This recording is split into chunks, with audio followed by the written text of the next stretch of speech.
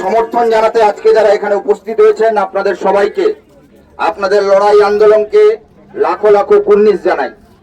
আমাদের এই মহামিছিলে উপস্থিত হয়েছেন স্বনামধন্য আইনজীবী, গোটা রাজ্য জুড়ে দুর্নীতি বিরোধী আন্দোলনের অন্যতম প্রধান মুখ মাননীয় বিকাশ রঞ্জন বাবু মহাশয় উপস্থিত হয়েছেন।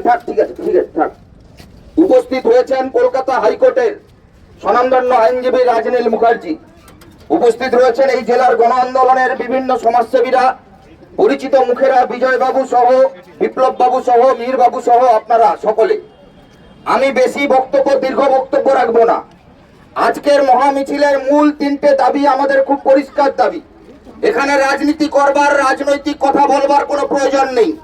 পৃথিবীতে রাজনীতির মূল দাবি হলো রুটি রুজি রোজগার জীবিকার জন্য কথা বলা, লড়াই করা, সেটাই সবচাইতে বড় রাজনীতি।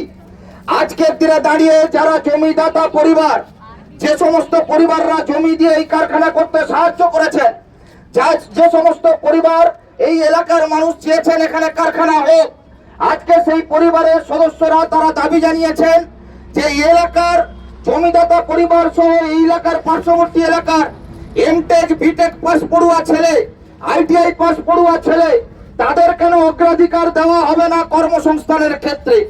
কেন মালিক পক্ষের সঙ্গে কোন একটি নির্দিষ্ট রাজনৈতিক দলের কর্তা ব্যক্তিরা তারা কাটমানির বিনিময়ে পেছনের দরজা দিয়ে কর্মসংস্থানের সুযোগ তৈরি করতে চাইছেন? আমাদের দাবি খুব পরিষ্কার, কর্তৃপক্ষকে এই এলাকার যারা জমিদাতা পরিবার, এই এলাকার যারা শিক্ষিত বেকার যুবক, তাদেরকে সবার প্রথম প্রায়োরিটি দিয়ে চাকরিতে নিয়োগ করতে হবে।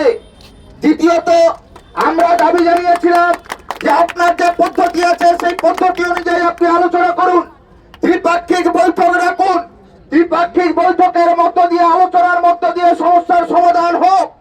কিন্তু যদি মনে করেন যে প্রশাসনকে কোন রকম ভাবে ব্যবহার করে কিংবা কোন রকম ভয় সন্ত্রাসের পরিবেশ তৈরি করে গোটা এই এলাকা জুড়ে একটা ভয়ের আতঙ্কের পরিবেশ তৈরি করে আসলে এই চাকরিগুলোকে কালোবাজারি করবেন, কাটমানি করবেন, ব্যবসা করবেন, তাহলে বলছি আজকে এই কারখানার গেটে আমরা এসছি। আগামী দিনে জমিদাতা পরিবাররা স্লোগান দিয়েছে জীবন দেব, রক্ত দেব, এই কারখানায় কালোবাজারি কাটমানির চাকরি হতে দেব না। এই দাবিতে তারা শেষ অব্দি এই লড়াইটা লড়ে যাবে। 3 নম্বর শেষ কথা, যে কথা বলা, কোন আন্দোলন পৃথিবীর ইতিহাসে কেউ কোনদিন অতি সহজে আদায় করে নিতে পারেনি। একটা বিখ্যাত গান আছে, অধিকার কে কাকে কবে সহজে কেড়ে নিতে দিয়েছে বা সহজে পাইয়ে দিয়েছে। আমরা তাই বলছি এই মিছিল, তার আগে প্রতিবাদ, তার আগে মেমোরেন্ডাম, গতকাল রাত্রে আমি মিহিতার কাছ থেকে শুনেছি ইতিমধ্যে যেখানে যেখানে যা যা মেল করবার কথা সমস্তটা শৃঙ্খলাবদ্ধভাবে, ডিসিপ্লিন রয়েছে, সৌজন্যতা বজায় রেখে, সম্মান পারস্পরিক বজায় রেখে আমাদের তরফ থেকে প্রশাসনিক মহলে এবং এই বিড়লা যে মালিক কর্তৃপক্ষ, ম্যানেজমেন্ট কর্তৃপক্ষ, তাদের পক্ষে আমাদের দিক থেকে অ্যাপ্রোচ রাখা হয়েছে, আবেদন রাখা হয়েছে। কিন্তু যে কথাটা শেষ, যে অধিকার যদি কেড়ে নিতে হয়, যদি উল্টো দিক থেকে সৌজন্যতা না আসে, যদি লড়াইয়ের আন্দোলনের মেজাজ দেখতে চান, একদিকে আদালতের লড়াই দুর্নীতি কাটমানির বিরুদ্ধে, আর উল্টো দিকে রাস্তার লড়াই, কারখানার গেটে তালা পড়ে যাবে, এলাকা অবরুদ্ধ হয়ে যাবে, এলাকার জমিদাতার পরিবারের সঙ্গে বঞ্চনা, এখানে যারা উপস্থিত হয়েছেন তারা তো মানবেনই না। এর বাইরে আরো বড় অংশের মানুষ রয়েছেন যাদের কাছে আমরা এখনো পৌঁছইনি।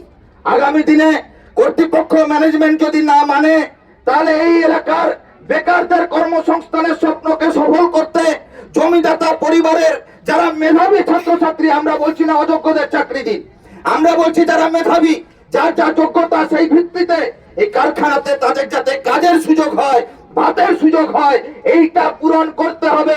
না হলে আরো বৃহত্তর আন্দোলনের পথে এই আন্দোলনের মেজাজ আরো তুঙ্গে উঠবে। এই কথা আপনাদের সবার সামনে জানিয়ে আগামী দিনে আপনাদের এই আন্দোলনে দাবি দাওয়া, লড়াই ছিনিয়ে আনার যে রাজপথ, যে লড়াই, তার পাশে আমরা যারা বাইরে থেকে এসেছি আমরা নিশ্চিতভাবে আপনাদের পাশে থাকবো। আগামী দিনে আপনাদের দাবি দাওয়া পূরণ হোক, আপনাদের আন্দোলন জয়যুক্ত হোক, সেখানেই রাজনীতি জিতবে, সেখানেই আপনার আমার একসঙ্গে পথ চলা সফলতা হবে। আপনাদের সবাইকে অনেক অনেক অভিনন্দন, প্রণাম রইল।